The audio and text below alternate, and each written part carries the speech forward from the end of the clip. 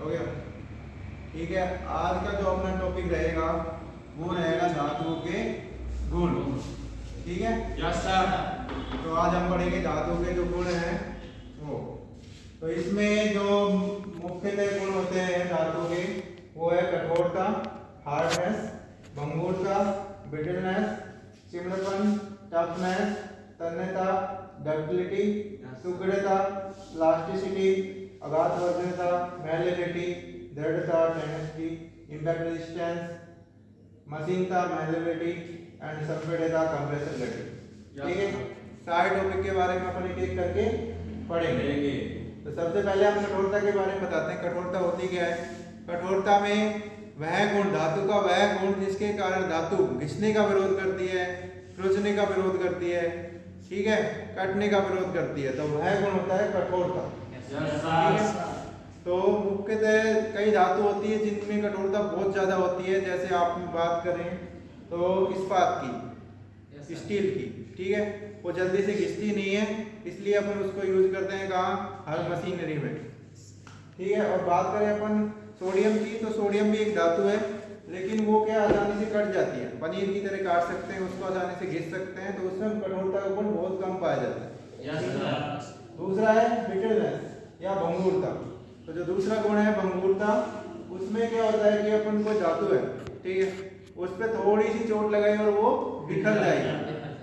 ठीक है, जैसे मैं आप लोगों को इधर बता सकता हूँ, भंगुरता में होता क्या है, जैसे अपने पास ये धातु है, इस पे मैंने थोड़ा सा चोट लगाई, हथौड़ा दिया और ये ऐसे टूट जाएगी टुकड़ों में। जैसे कि कांच को थोड़ा सा पत्थर मारा वो बिखर जाएगा, तो वह गुण होता है उसका भंगुरता या ब्रिटलनेस। ठीक है, तीसरा गुण है इसका चिमड़ापन या टफनेस। ठीक है, जिसमें कोई वस्तु मुड़ने का, ठीक है, और टूटने का विरोध करती है, तो वह गुण होता है उसका टफनेस। ठीक है, धातु का वह गुण जिसके कारण वस्तु मुड़ने या टूटने का विरोध करती है वो कहलाती है टफनेस या चिमड़ापन। अगली बात करें तो तन्यता, जिसको कहते हैं डक्टिलिटी। यह धातु का वह गुण होता है जिसके कारण अपन धातु के तार खींच सकते हैं। ठीक है, आपने देखा होगा बहुत सी धातु होती है जिनके अपन तार खींच सकते हैं। जैसे कि अपन बात करें एल्यूमिनियम के तार जो अपने खंभों पे इलेक्ट्रिसिटी के काम आते हैं। ठीक है, तो यह गुण जो सर्वाधिक पाया जाता है वो पाया जाता है सोने में। तो सोने में क्या होता है, तन्यता में अपन उसके मतलब बहुत लंबे लंबे तार खींच सकते हैं। जिस धातु का इतना पतला तार खींच सकते हैं वो ही उसमें अत्यधिक डक्टिलिटी पाई जाएगी। अगला गुण है सुदृढ़ता, प्लास्टिसिटी।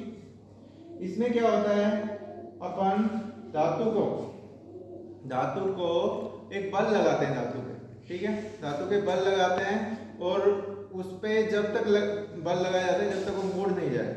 ठीक है, जैसे ही बल हटाते हैं तो वो अपनी उसी स्थिति में रह जाती है। जैसे अपन बात करें जो अपने चादरें यूज करते हैं, टीन यूज करते हैं, उसको अपन एक मोड़ देते हैं मुड़ी रह जाती है। या कोई बर्तन है, ठीक है, कोई बर्तन है, कटोरी है, अपन कटोरी बना रहे हैं, तो कटोरी एक बार बन गई तो बन गई।